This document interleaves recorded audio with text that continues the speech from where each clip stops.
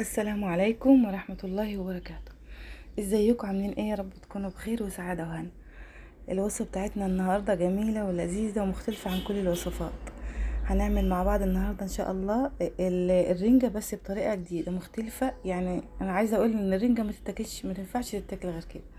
ليه؟ لان الطريقة ديت بتشيل منها الاملاح، بتخفف عنها الاملاح اللي بتبقى زايدة فيها والطعم القوي اللي بيكون فيها بتخليك تحس ان انت بتاكل حاجة تانية كده خالص. يلا قبل ما نبدأ الوصفة بتاعتنا، تعالوا بينا نصلي ونسلم على الرسول صلى الله عليه وسلم ونسمي ونقول بسم الله. ونبدأ. هنجيب معانا رنجتين.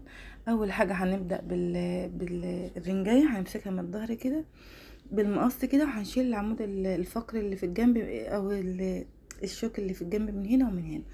وبعد كده هنبدأ نسلخ الجلد بتاعها زي ما احنا شايفين كده، هنقشرها بالطريقة اللي احنا شايفينها دي كده، بتكون سهلة جدا. بعد ما هنقشرها بقى هنعمل ايه؟ هنفصص هنطلع الشوك بتاعها كده بالراحة. يعني هنحاول ننضفها من الشوك نهائي، عشان هي هتبقى عبارة عن طبق سلطة. يعني هتكون كده بتتغمس بالعيش على طول، مش هتكون مش فرصة ان انت تطلع الشوك اللي فيه، فلازم تكون متنضفة جاهزة. بس بعد ما نقشرها كده، هنقشرهم الاتنين، هنفتح الرنجاية من الجنب، من ورا، من الظهر. بس احنا بنفتحها كده بقى، هنطلع العمود الشوك اللي جوه ده. وطبعا احنا بنفتحها نخلي بالنا، علشان في بعض الرنجة او كتير من الرنجة بتكون فيها دود. فهنبص كويس كده جدا جدا فيها، يعني كويس ان مفيهاش دود ولا فيها اي حاجة وحشة. وهنشيل العمود الشوك اللي جوه ده، وهنفصص الرنجة ونشيل البطاريخ. في ناس بتحبها، انا صراحة ولادي بيحبوها، بس المرملة منها يعني. انما الناعمة التانية دي مش بتكون كويسة، ما بحبهاش. بس هنفصص بقى بعد ما نشيل الشوك اهوت، لازم تنقي الشوك كويس عشان ما بيبقى بيتعب في الاكل يعني.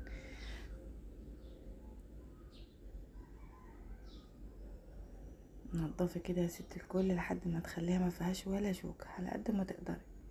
نضفي واركني على جنب الكمية معاكي، وفصصيها وقطعيها مكعبات صغننة.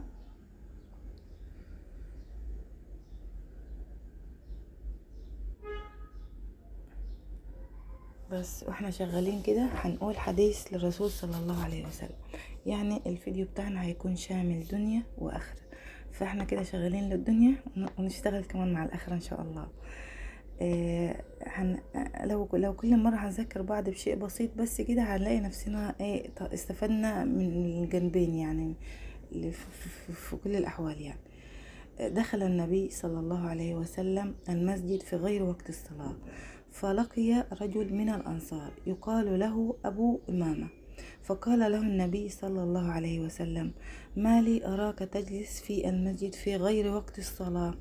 فقال: هموما لزمتني وديون أثقلتني يا رسول الله.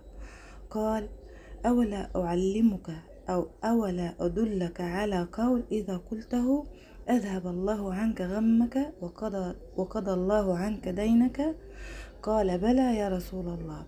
قال: قل: اللهم إني أعوذ بك من الهم والغم، وأعوذ بك من العجز والكسل، وأعوذ بك من البخل والجبن، وأعوذ بك من غلبة الدين وقهر الرجال. يقول أبو أمامة: والله إني قلتها فأذهب الله عني همي وغمي، وقضى الله عني ديني. آه، ده الانسان يعني، في الرسول صلى الله عليه وسلم ما سابش اي حاجه الا وهو ادانا ازاي نتخلص منه. فاحنا نرجع كده لديننا، ونرجع كده لاحاديث الرسول صلى الله عليه وسلم، ونرجع كده للقران بتاعنا، ونحاول ان احنا نعمل ورد كل يوم ثابت على قد ما نقدر، ما نفوتهوش، عشان العمر بيخلص يا جماعه والله العظيم، واحنا لازم نزهق نروح للاخره واحنا معانا رصيد. طب الرصيد ده هنعمله امتى وازاي واحنا يعني غافلين لاهيين ساهيين في كل امور الدنيا، وناسين الاخره وناسين اللي ورانا في القبر وفي الحساب ويوم القيامه؟ فنذكر بعض كده يا حبايبي، ونحاول ان احنا لو كل يوم نسمع حاجة واحدة بس ونعمل بيها ونلتزم بيها، هنلاقي نفسنا بنتعدل وبنتغير في النهاية، وهنلاقي نفسنا مستوانا بيرقى وبنتحسن، وبيكون الوضع احسن واحسن.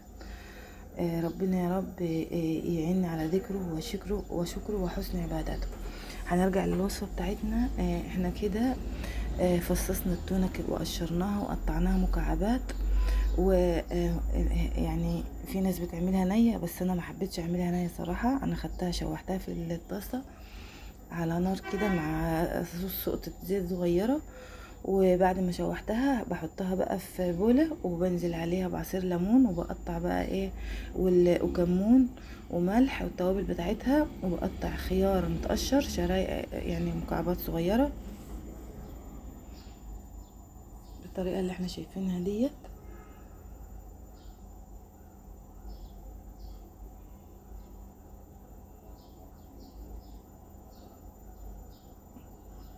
في ذكر تاني كمان يا حبايبي عايزه اقوله لكم، ان احنا نحاول ان احنا صباحا ومساء نقول اللهم اني اصبحت او امسيت حسب الوقت اللي انت فيه، نقوله اللهم اني اصبحت في نعمة وعافية وستر، فاتم علي نعمتك وعافيتك وسترك في الدنيا والاخرة.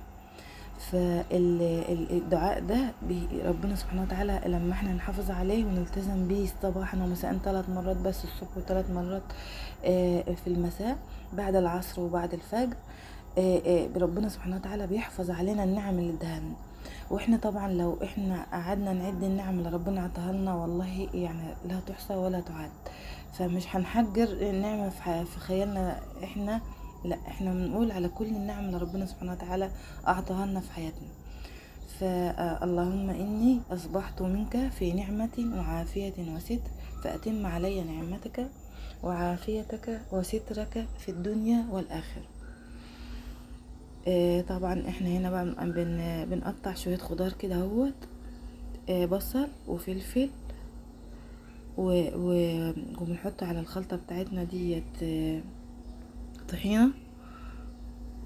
دي كلها مكونات السلطة بتاعت التونة. يعني هي عبارة في الطبق في النهاية عبارة عن طبق سلطة تون، سلطة رنجة.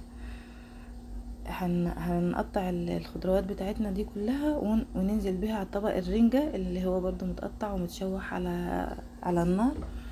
وفي طبق تاني هنعمل شوية معلقتين طحينة على معلقتين مية دافية، هندوبهم كده وانزل بيهم على وش الطبق السلطة بتاعتنا ده.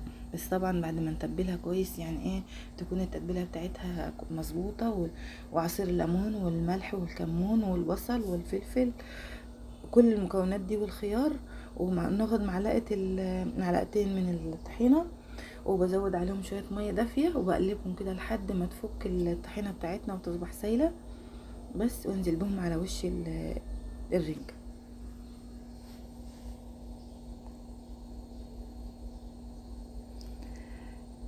الطريقة ديت بجد بجد مش بتحسي. طبعا انا بحط شوية زيت هنا بالازازة كده، او لو عندك زيت نباتي زيت زيتون يكون افضل طبعا، مع شوية خل برضو على الطحينة، وبرضو بتبل الطحينة بتاعتنا بشوية ليمون وشوية كمون وحبة ملح. بتبقى حسب الكميات اللي قدامك، يعني الحاجات دي بتبقى بالنظر كده وبالذوق، مش محتاجة معايير ولا حاجة.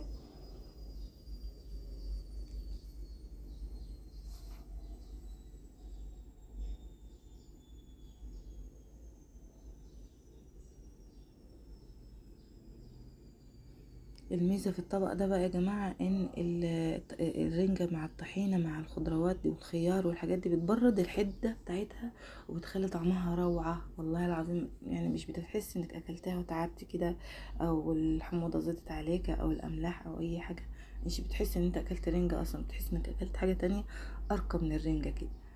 فدي كانت الوصفة بتاعتنا، يا رب تعجبكم. وما تنسوناش بقى في لايك وشير واشتركوا في القناة. والسلام عليكم ورحمة الله وبركاته.